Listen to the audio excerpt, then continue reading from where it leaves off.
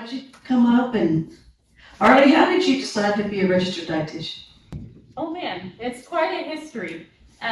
So I feel like a lot of registered dietitians do have some sort of emotional tie because it is a compassionate field as well. So I struggled with disordered eating when I was in middle school and had to build myself back up. So there was a little scare tactic. I went to the hospital and everything, and they were going to talk about hospitalizing me and everything. And I said, I need to ground myself. I need to start picking myself back up and take lead of my own life. And so I built myself back up, took several years to build a healthy relationship with food. And then during that time, pubescent years are hard for anyone, specifically ladies too. But we all struggle with that. So I had kind of a networking group with high schoolers, middle schoolers, where I helped them develop healthy eating behaviors as well. So that's kind of where that stemmed from. And then just being a compassionate person myself, I'm a caretaker. Through college and everything, I did my own geriatric care. So that's what kind of got me through college. I helped care for two elderly, no longer with us anymore. But I was with them. I cooked, cleaned, did errands, helped them with their nutritional planning, making sure they maintained their weight and their quality of life. And then I went to the little ones, and then I did nannying. So I kind of saw both spectrums very similar as we age. We just need a little bit of TLC and compassionate care. So that's where that stems from. Thank you, Arlie. Yeah. And that's what we need here is compassionate care. So registered dietitian, that's a hard major. You have to know math and science and biology. And was it, you graduated from Incarnate Word? UTSA. UTSA, that's correct. And this is your first job here at the Arc. Absolutely. Yeah. And you've been here 4 years. Okay. That's great. And her brother is Matthew Jackson in maintenance. So Arlie, why don't you talk about the clinical side of your job and what you do typically in healthcare, and let everybody know the magic you work and you keep people safe and well fed. Absolutely. So there's several aspects and realms of dietetics, so I'll focus on the clinical first. But I am the clinical dietitian for healthcare and then consultation-based for assisted living and independent living. But I do comprehensive assessments, quarterly assessments, I do follow-ups, and we know our residents, they're there every single day. This is their home, your home environment. And so I'll go in and we'll talk about whatever problems that you're experiencing yourself and your goals, because I provide the guidance and the tools to meet your goals and whatever you're comfortable and whatever you can tolerate. It's very individualized care. We can talk about, whatever diet for this condition, that condition, but it's individualized to what you're comfortable with moving forward. And not everybody's the same. We have comorbidities, and then we have preferences, we have intolerances. So that all goes into that. Keto diet's not for everyone. Low carbohydrates not for everybody. I don't know all the other fad diets right now. Those are the two that I could think of right now. Intermittent fasting. We can all, if that's your goal, I will support you in that sort of thing. But it's whatever you can tolerate, whatever you can adhere to. Because there's no use in throwing something your way if you cannot adhere to it.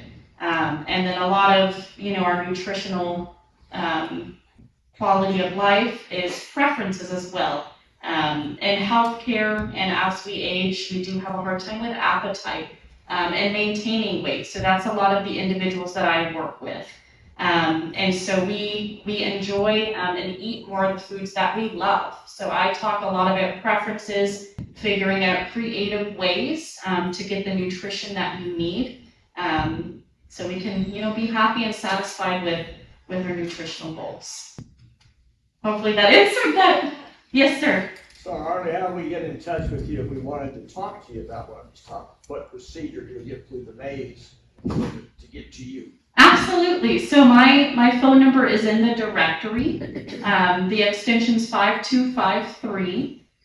and I can absolutely help you, whether it's directing you in the right direction. I know we have several dining venues, and I've navigated the menus, what choices would be better for you, or maybe even how to express feedback, request things. I know with our new dining venues opening, we're going to have the grab and go. We've already talked about like heart healthy meals, and indicating those, so you can make those choices for yourself. And then requesting things to be made as ordered. I guess I went into food service, not clinical, but. Yes, I think all of us here pretty much are in independent living. Yes, ma'am. And, my concern is, for instance, in the TDR, a lot of the food, every time you turn around, it's a hamburger with bacon on it and cheese on it. That, considering our population, that is not, I mean, do they ask you, ideas on what to serve or? And we've made some movement in that direction. I know right now we are limited because of, the construction, but we have a big goal, big vision going forward. Okay. So there are the heart healthy options on that to-go menu. And then feedback, all feedback is good feedback, and that's how we improve. So I know sometimes, there's hiccups with everything. Express that. Allow us to make those corrections. And then going forward, we'll have those heart healthy meals in the grab and go, and then things will be made to order in the main dining. In the main dining room also, then you can order a heart healthy. Similar, so some things prepared, fried chicken breast, well, maybe I want that grilled or low seasoning or something. But yeah, absolutely, and we are a very individualized population, and we need to recognize that. Well, I agree. Yeah. Arlie, I'm holding this thing too. Yesterday, I heard on the radio on NPR that if we cut our sodium down by 1 teaspoon a day, it'll lower our blood pressure. How can we do that? It could be as simple as limiting 1 bag of chips if you like your chips and salty snacks, not cooking with salt, not boiling, I guess when you boil pasta, not putting the salt in there. It's not necessary per se. Canned goods are often something that salt is often in. So looking for those low sodium, reduced sodium options. Packaged things are often, stocked full of sodium. So just looking at the back, and we can talk about nutritional labels and everything and how to read those. Percentages are, I guess I don't have anything to show you, but if you look at the percentages, that's based off a specific caloric goal. So if you just look at the numbers, and a low sodium diet is 1,500 milligrams a day. So just look at the numbers. and add them up. And add them up. Sounds pretty daunting. Any other questions for Arlie? Sure, yes. Yes, my field is very cohesive of dining service and clinical, so let me know if I do need to take a step back. So like swallow studies, a lot of individuals, as we age, we lose the ability to control some certain muscles. And so we may experience some chewing, swallowing difficulties, and I'm very involved with the IVT team and speech therapy. And so I follow the recommendations often of a speech therapist, or I can recognize somebody having those initial signs. And, if we don't recognize those certain things, it could lead to worse conditions, pneumonia, aspiration pneumonia, and then so many other things after that. But we do refer to the correct, I guess the field that takes care of that. So we have a speech therapist on board.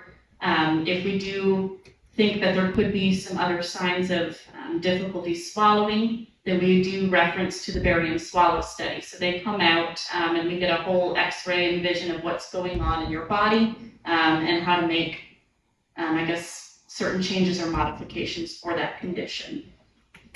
We do modified diets, so depending on what's going on, if you do need a texture modified diet, mechanical soft or puree to help those conditions. I do both of those in healthcare and assisted living, and we just make it to where it's more easy for you to tolerate and chew. or swallow. Puree, I have a vision going forward, but you may have seen some of the meals and everything that we've done, but we try to make it a dignified dining experience. So we have a Puree with Purpose program. We'll work on mechanical soft as well as making those eye appealing, because we eat with our eyes first. If something doesn't look appealing, we're going to immediately be turned off, especially when we're not feeling well. So we hand pipe, create a little masterpiece for you to enjoy. Masterpiece. Yes. Arlie won the national champion puree food. Yeah.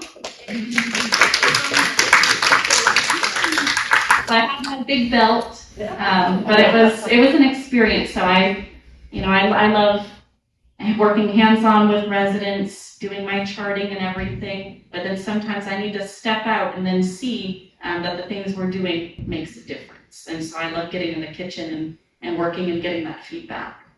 Yes, ma'am.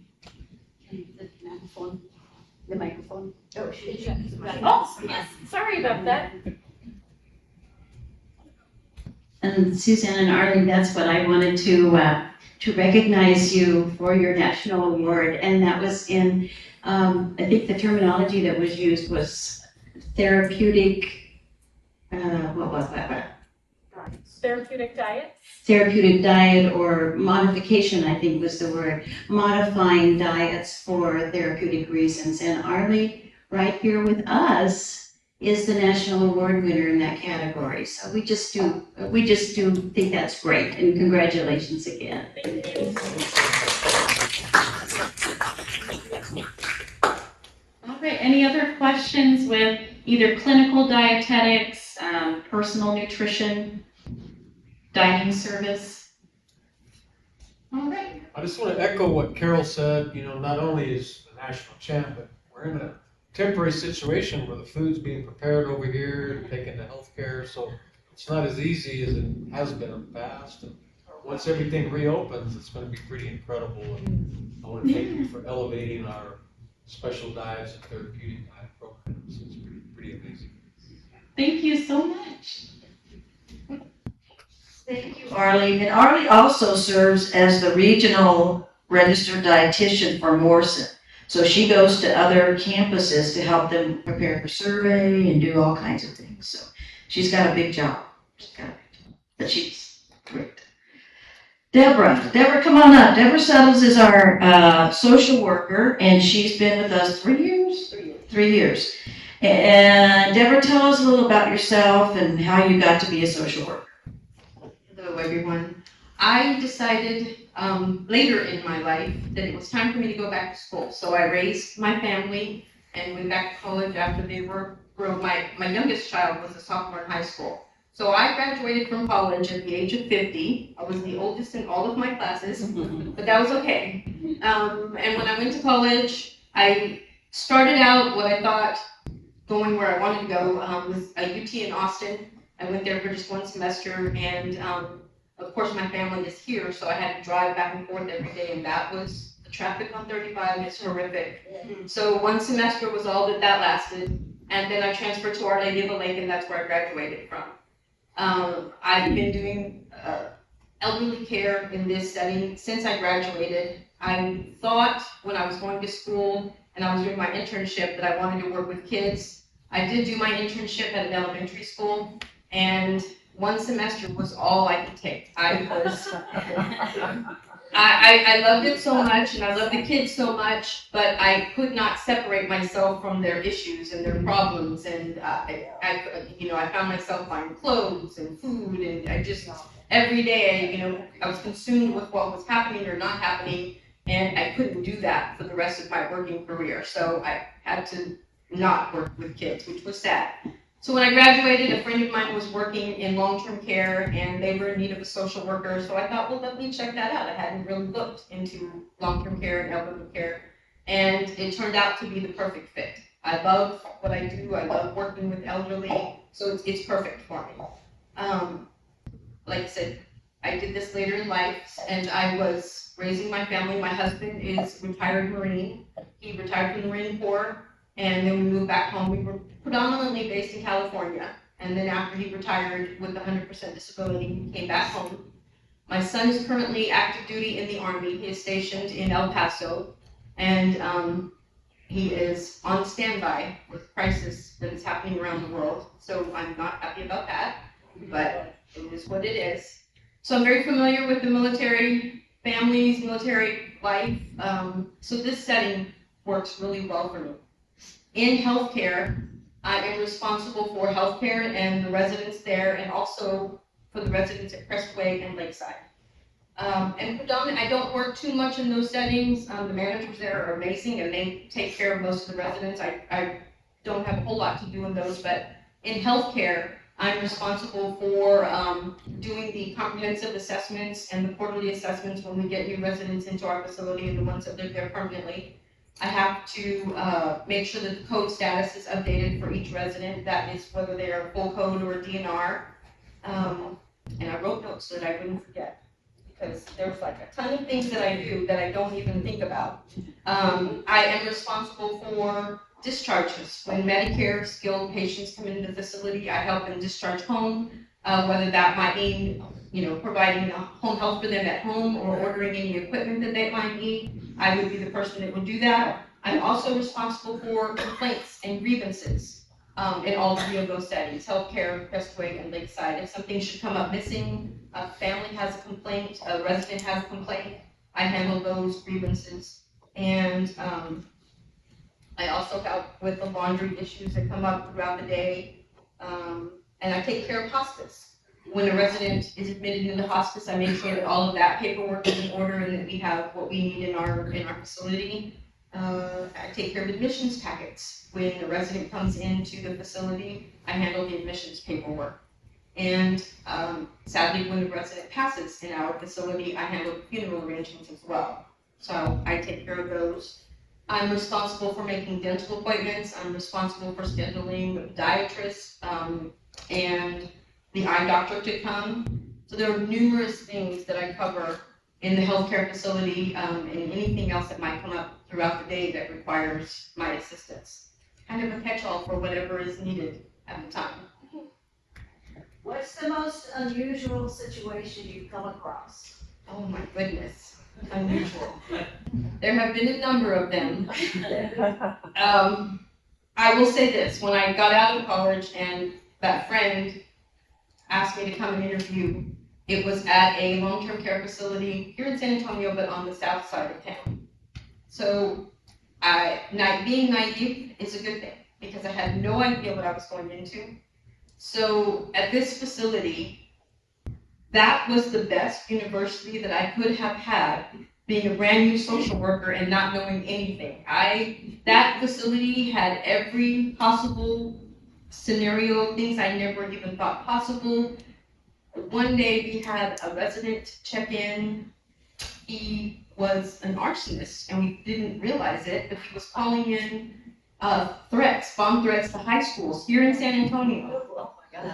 So the social worker, had to work with the FBI because he had a monitor, ankle monitor, and they could track him in the building. So when he started moving in the building, I had to follow him so that when he used the phone, if a bomb threat came in at that moment, we would know that it was him.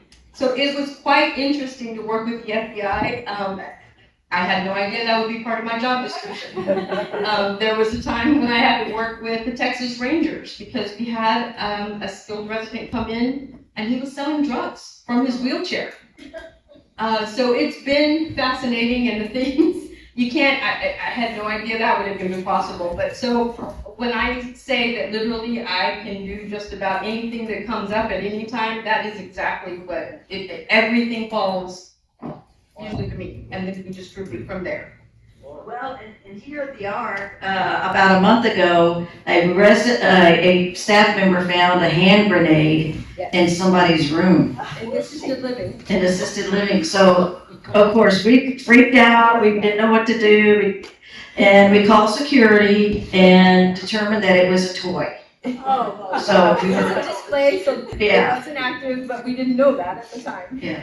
So that's, Literally anything you can think of probably has come up at one point in my life.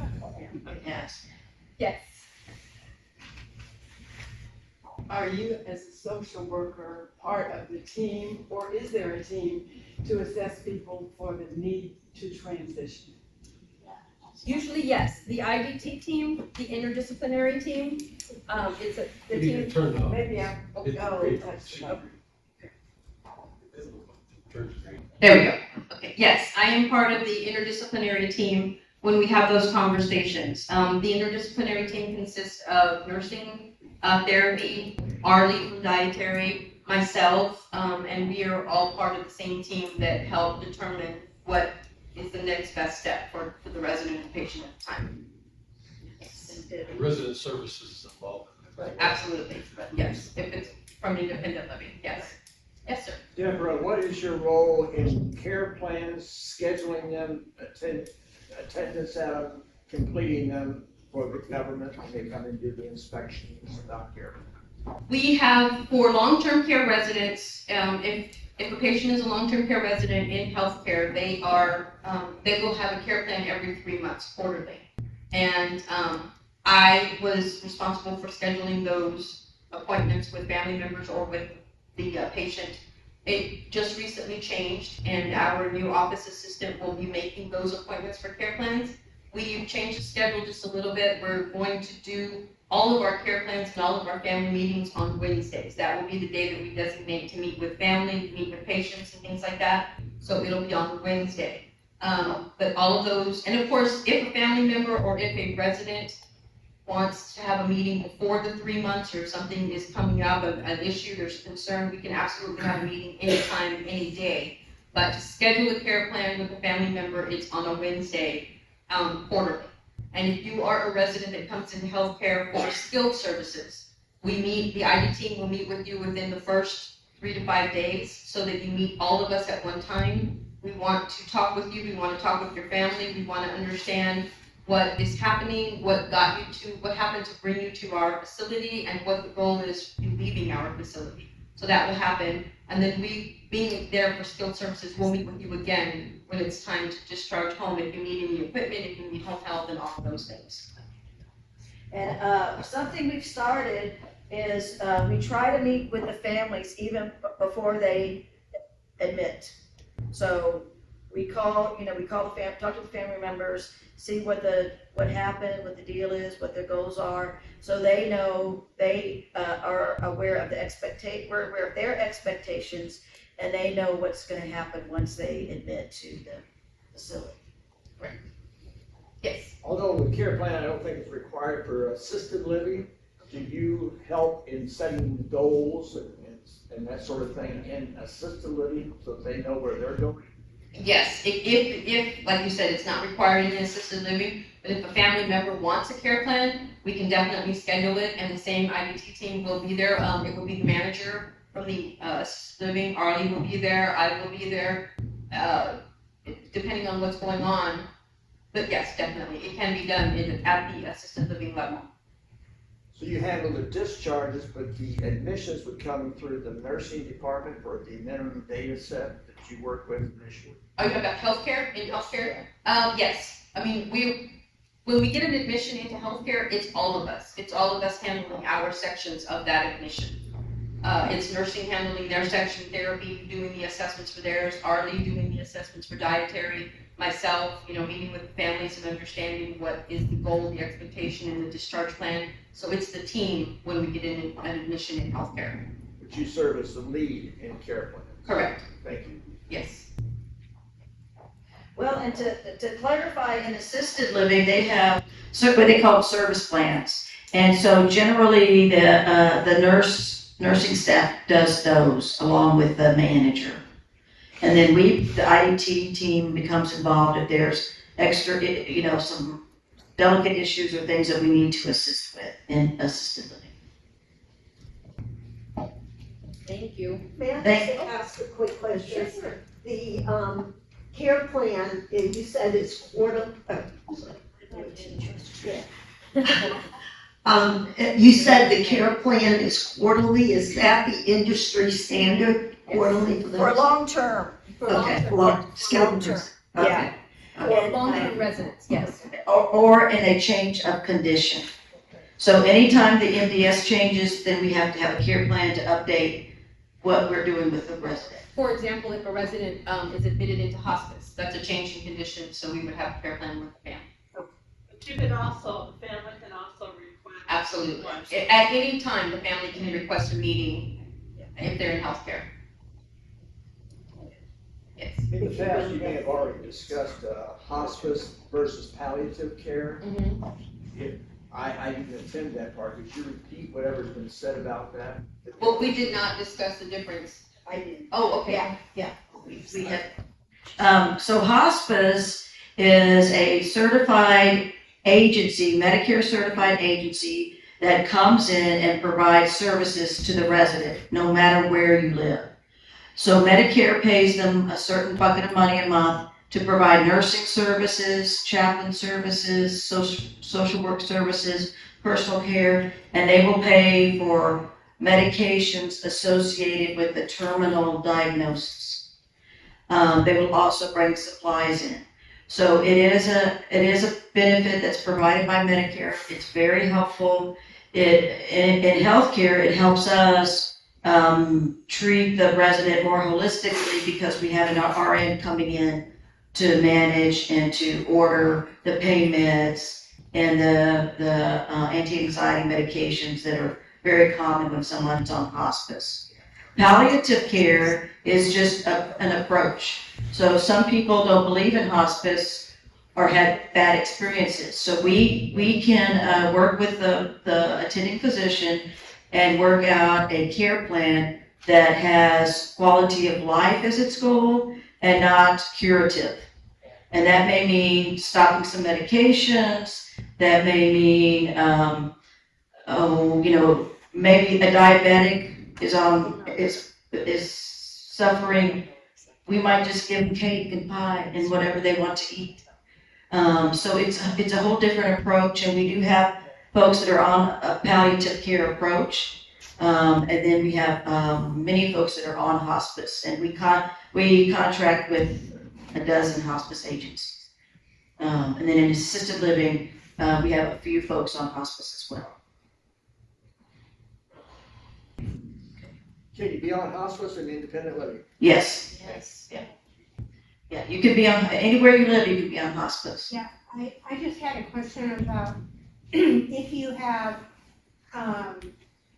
engaged in long-term health care payment for a long time, how does that work in terms of what happens in healthcare, the expenses involved? Do I need to go to another source for that, do you think? No, we are Very involved in long-term care insurance filing. Okay. So what happens is you start your claim, you call them, okay, I have a claim and I, need this help.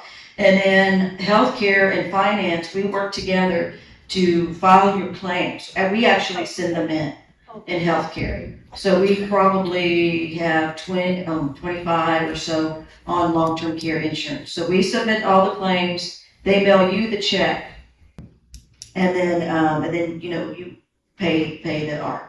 But we're very involved in that, extremely involved. Yeah, no, we assist all residents with their long-term care.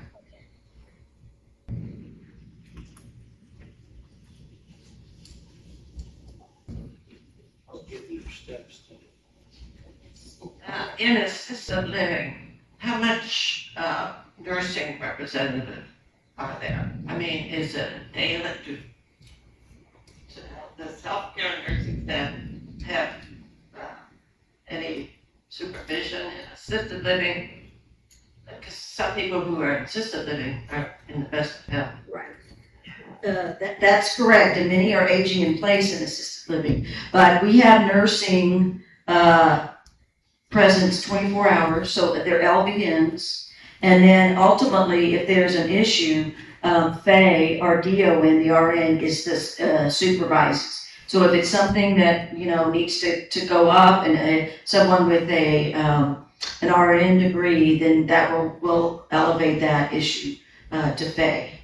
But we pass out all the medications, we can do skilled care for 30 days, treatments and things like that.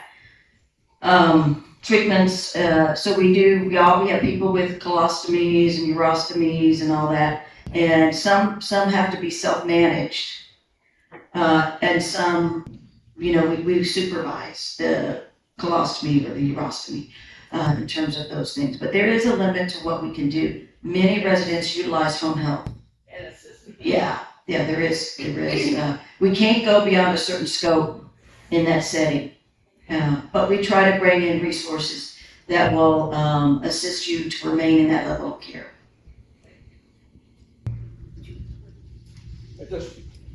This question, I think I heard that VA would cover like 30 days of the initial assisted living type care. Is that true before you can start your long-term care insurance? We don't have a VA contract here at the ARC, so I haven't heard that. Your long-term care starts per your contract. So some immediately, some 3 months waiting, some 6 months waiting. But I'm not familiar with that. Debbie, have you heard anything? I'm only familiar that it's indicative on the policy. Yeah. Whatever your individual policy stipulates, and the policies vary from company to company, I would look at your individual policy to see, what it states.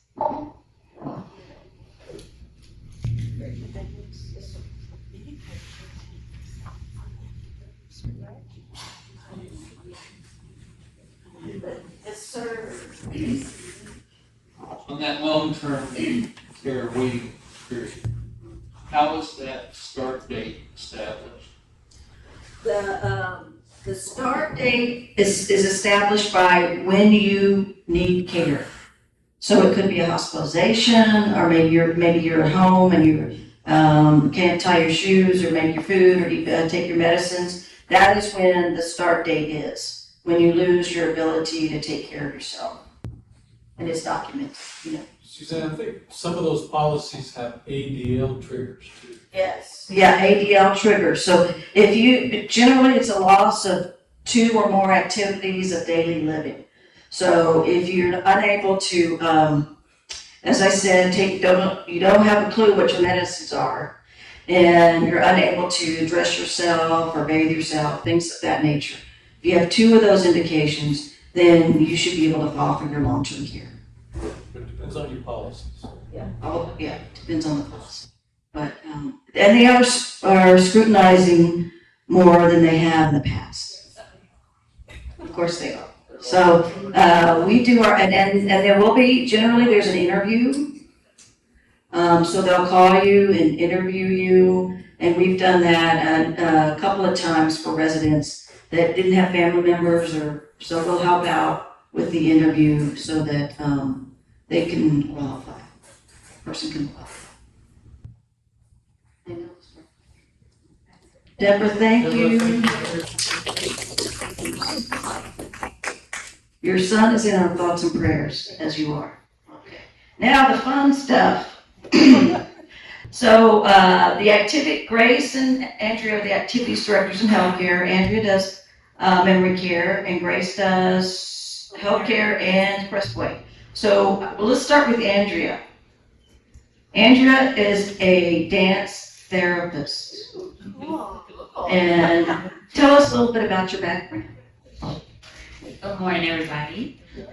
So yes, I am a dance therapist. So I actually went to school in New York, in Brooklyn, New York. I graduated from Pratt Institute, and that is where I studied dance therapy. So if you haven't heard of dance therapy, it's usual. It's something very different.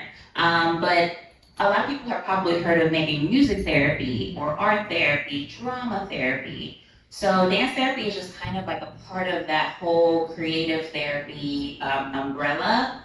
So what I work with as a dance therapist is we work with a lot of different things, but the body is really our main thing. So it goes into nonverbal communication. It goes into just kind of observing behaviors. And we we work with that. It looks very different with each population.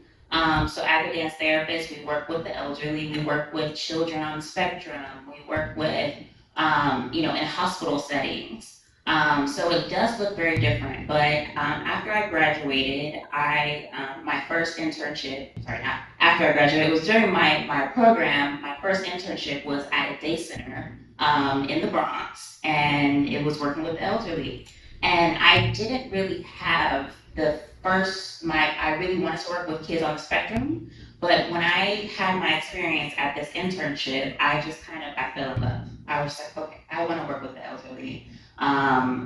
Just all the things that we were doing, the residents that I was working with individually and the groups that I was doing, and just seeing how they respond, it was really just life changing. And after that, where I worked, I just wanted to work in the nursing home setting, and in day centers. And so when I moved back to Texas, that's what I was looking for. And thankfully found the art.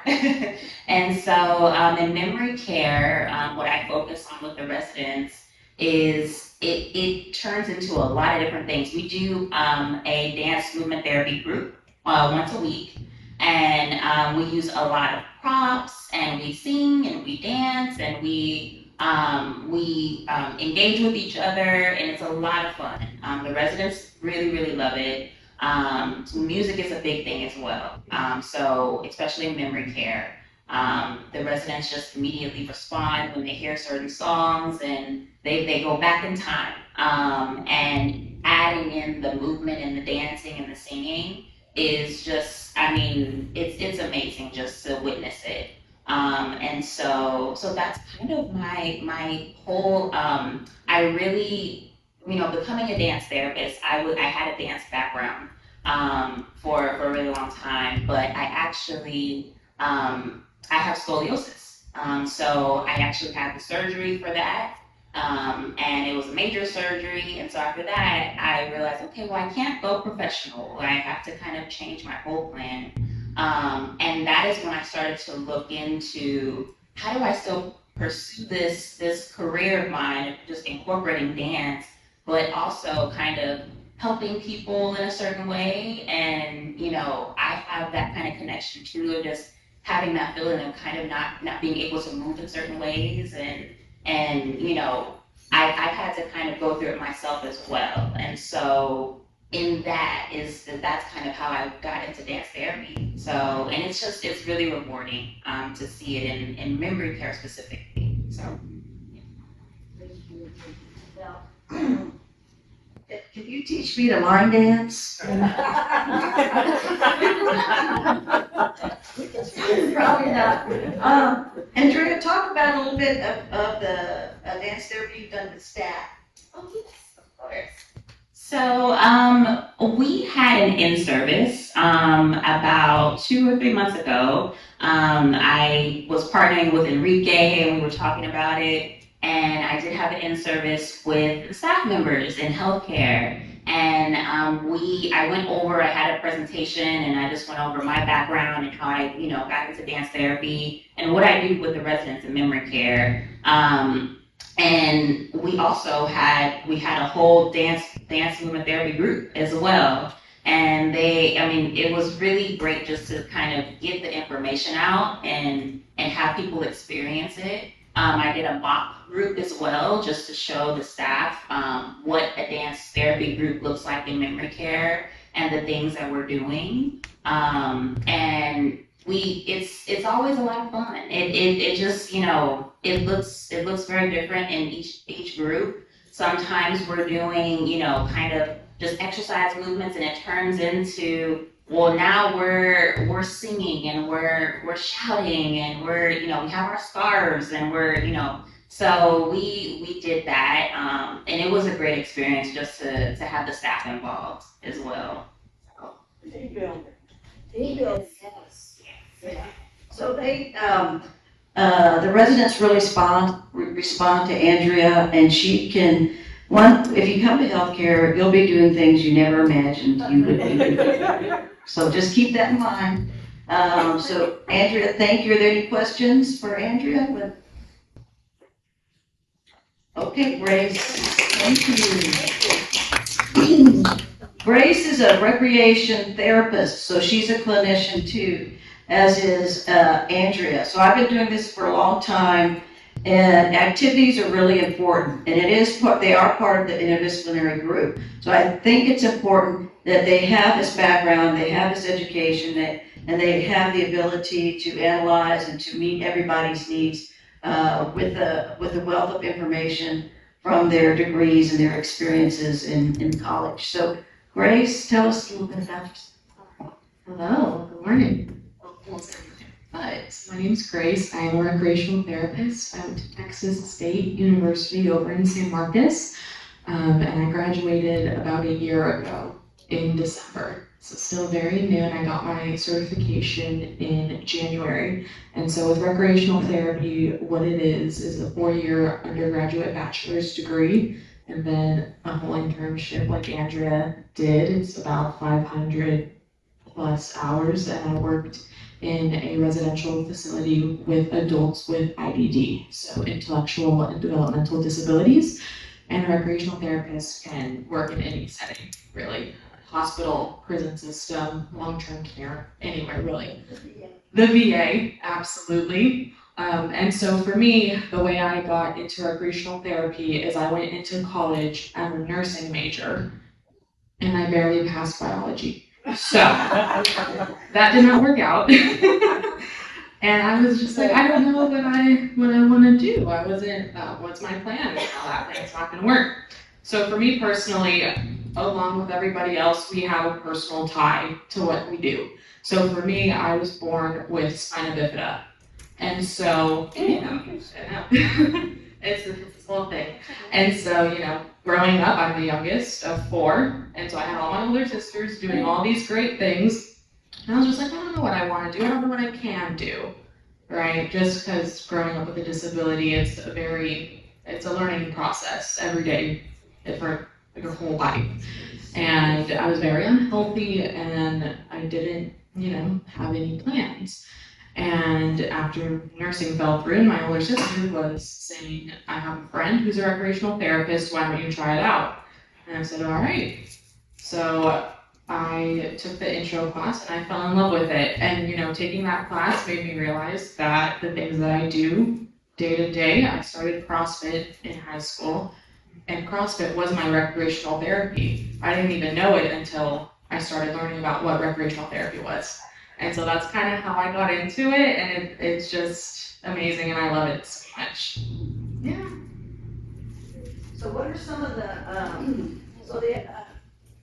Day before yesterday, they were doing a drumming group. So I joined it. I thought we were celebrating Native American history, but and with tambourines and so the residents from healthcare, and they were all, some didn't have the ability, but they really certainly enjoyed it. And so what are some of the unusual activities do you offer?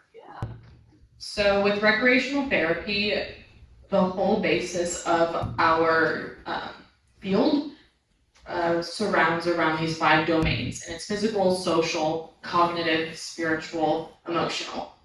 And so with all of these domains, we use recreational activities or interventions, as we call it, to meet goals within those domains. And so, for example, with drumming, that can be a physical intervention, it can be a spiritual intervention, it can be a social intervention because we're all in a big group interacting with each other. And so you can incorporate any recreational activity, and we personalize it to your hobbies, your interests, your likes, things that motivate you. And so some of the things we can do under adventure therapy, so going hiking, that goes into the spiritual domain as well as physical. And then it goes into, we can use movement, dance, we kind of do it all in one. So anything you can think of that is a hobby of yours, something you enjoy, can be tailored to meet any soft skills or hard skills that fit into those 5 domains. And so here in healthcare, we do chair yoga, we do music therapy, which we do have a music therapist that comes in, but we also do, we can utilize art-based interventions, so going into expression art. And then also music is a huge one. Music brings out, you know, personalities of everybody. Even if the most, you know, introverted person, once music comes on, they'll start dancing and interacting. And so when I'm programming in healthcare, I try and do activities every week that meet those 5 domains. So Tuesdays are kind of our spiritual day. We have church that comes in, and so I follow that with chair yoga and keep that spiritual domain going for the day. And then we do ball exercises, we do weights, we do just light stretching, we interact with each other, we have socials, we have happy hour, and so anything and everything we can use as an intervention for rec therapy. So I thought it might be a fun idea for Grace to lead us in some, and you don't have to participate. So what are we gonna do, chair Tai Chi, or you lead? Yeah, so I just have a short, quick chair yoga example for us to go through along with some meditation. So this is what I do after church on Tuesdays. And so y'all will get a little bit of a taste of it. So as of right now, if you would like to participate, go ahead and spread yourselves out. We're probably gonna need about just enough room to raise our arms side to side. And that's it, and then we'll go through there. And I'm really good at yelling and projecting, so I will use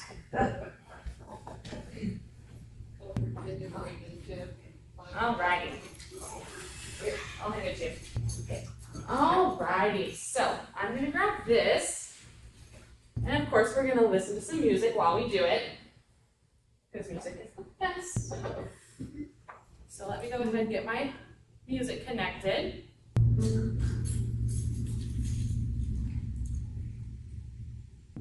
So what we're gonna do with our chair yoga, go ahead and get your feet nice and planted. You're gonna want your feet to be about hip width apart. As I try and connect there we go. Hip width apart, sit up nice and tall. And I always say scrunch your shoulders and let them drop. And that's where you're gonna want them to sit for our session. So before we begin, does anybody have any injuries, pain, discomfort, limited range of motion? All of you.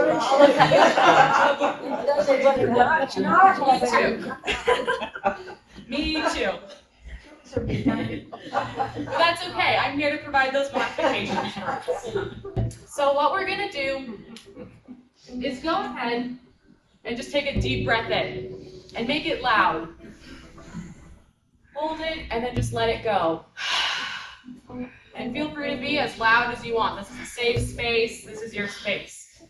So go ahead, if you are able to, go ahead, reach your arms up as high as you can, even if that's halfway, and inhale, deep breath in. And let it go. Good job. Try and make your movements nice and fluid. Deep breath in. And exhale. We'll do one more. Deep breath in. And this one, exhale, just let it go. There we go. Good job. All right. Next, what we'll do, go ahead. We're going to try and be really connected to ourselves. I think that's something that we all need every day. Just be in tune with ourselves, what we need, what we're feeling. So we're going to work on some deep breathing real quick. But it'll be an energized deep breathing. So go ahead, place one hand on top of your chest and one hand on your stomach. If you would like, you can go ahead and close your eyes. And just take a deep breath and make your belly hand move. So breathe deep from your stomach. And exhale. Nice and slow. You can do this on your own.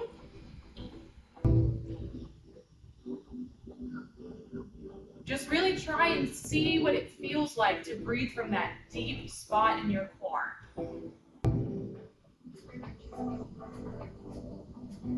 Good job. Do one more each.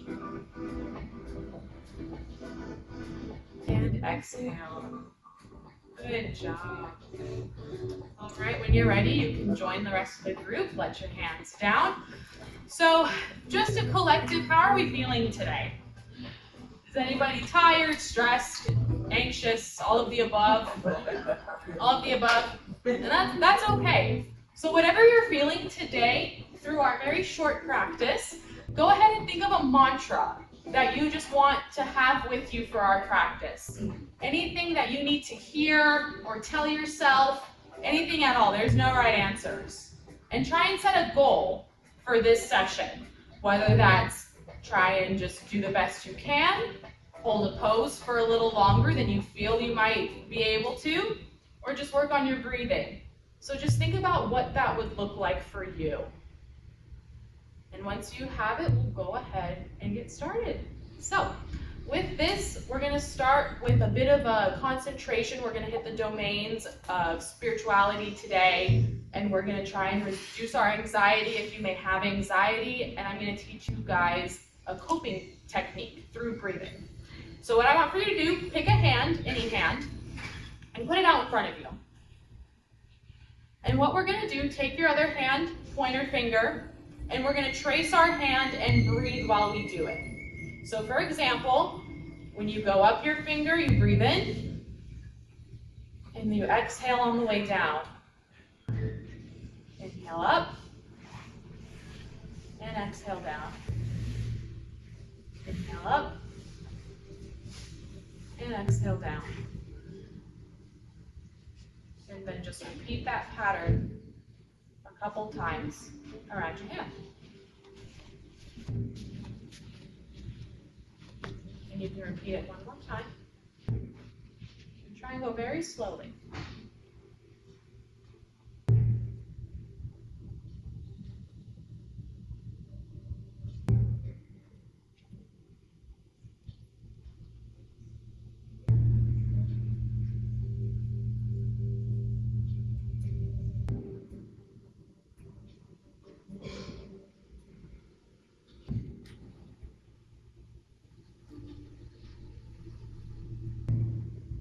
And when we're ready, you can lower your hands. Join the rest of your group. And so that's just one technique that we can use whenever you might be feeling a little overwhelmed, stressed, anxious, feel like you can't concentrate on anything, which is me a lot of the time. That technique is something that you can do to just calm your mind and bring yourself back to the present moment. So feel free to take that with you.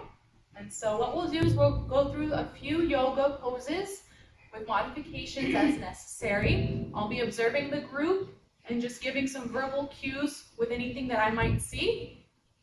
So what we're going to do, let's do some sun salutations. So I always say to the residents, we're going to make a bird, like, you know, those light shadow puppets that you used to do as a kid. We're in that position. So go ahead, deep breath in. Arms come up. And exhale. One more, deep breath in. And with our exhale, we're going to forward fold to either our shins or all the way down, whichever one is best suitable for you. So in our forward fold, go ahead, take a deep breath in. And exhale. Deep breath in. And exhale. On your next breath up, push through your legs and slowly bring yourself up one little vertebrae at a time.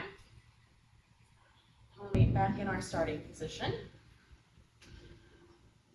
And so for right now, as of when we started, you should probably start feeling a little more warm, a little more loose.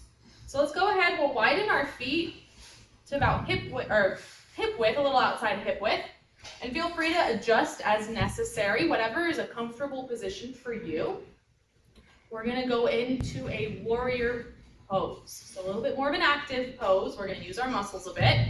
So in our starting position, let's go ahead, take a deep breath in. And then exhale to a T. And just be mindful of your neighbor. We should have a good amount of space. So go ahead and glance over your right shoulder. And from here, we are now in our warrior two pose. And so pretend there's a beam of light coming through your middle finger and just concentrate on this. Let's take a deep breath in. And exhale. One more deep breath in. And exhale.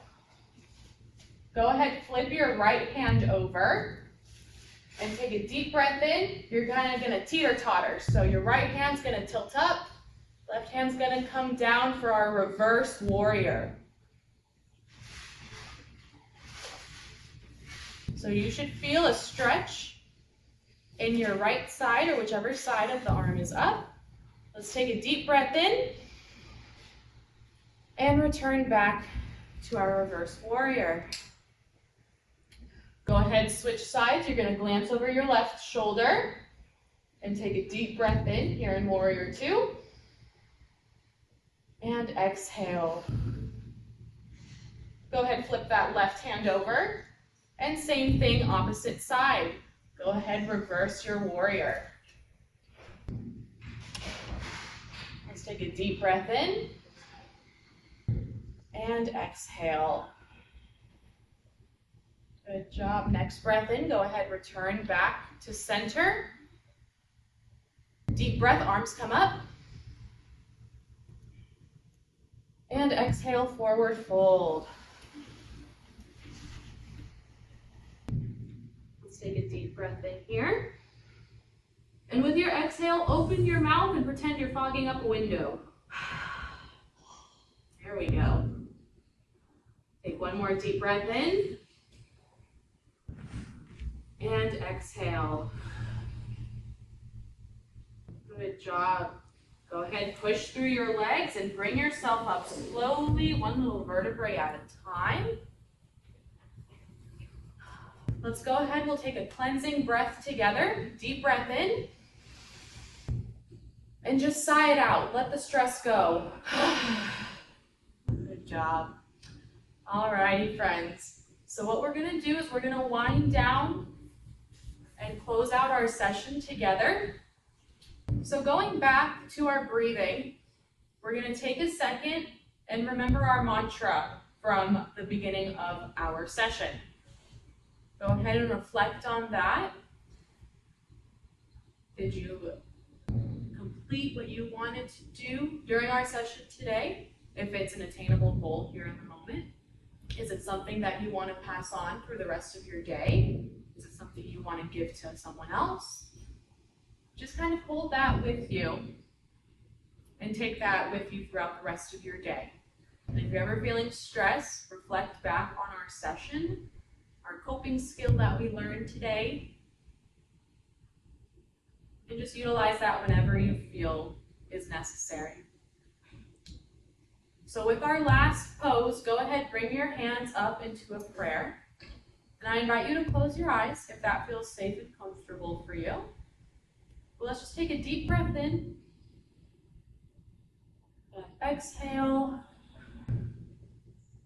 And thank yourself for showing up today in whatever that may look like for you and doing a little bit of physical activity for yourself. And take that with you throughout the rest of the day. And keep this all in mind for next time. All right, thank you guys.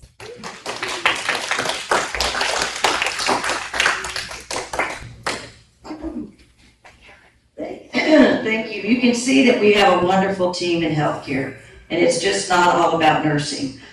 Are there any final questions or anything? We'll have. Yes. How much resistance do you meet in trying to engage the residents, and how do you overcome that resistance? So a lot of it stems from programming of different variety of things. I'm not going to get every single person in every single activity, and that's okay. It's all about their preference and what motivates them. And so like we said, we do always have those goals that the residents will have. And so I kind of am able to gauge which resident will be suitable for an activity and who might be motivated by somebody. And if I do have a resident that, isn't very keen on being in a group, that's okay. I'll visit them one-on-one. And I'll still get that interaction with them. And they will still receive those services that will benefit them. And so resistance, if there's resistance within an activity, I kind of can see that it might be because of something, anxiety, feeling that they're not able to do something, and that's when I provide those modifications as necessary. Yes. Grace does a lot of, she does Somebody volunteered to read. Somebody volunteered to read to my husband, but he couldn't follow it, and he got very frustrated that we didn't use it instead. Yes. Yep, and so sometimes it's all about what works, and I have had to change activities on a dime, because what I programmed is just not resonating with anybody. And that's okay. Things are gonna change day to day, individual by individual, so I kind of have to think on my toes a little bit, and just bring out an intervention that I know they will respond to. And then also providing those modifications. Yeah. Yes, every day is different. And we do a lot of room visits, one-on-ones as well. Yes. Any other questions? Well, thank you all for coming. I appreciate that.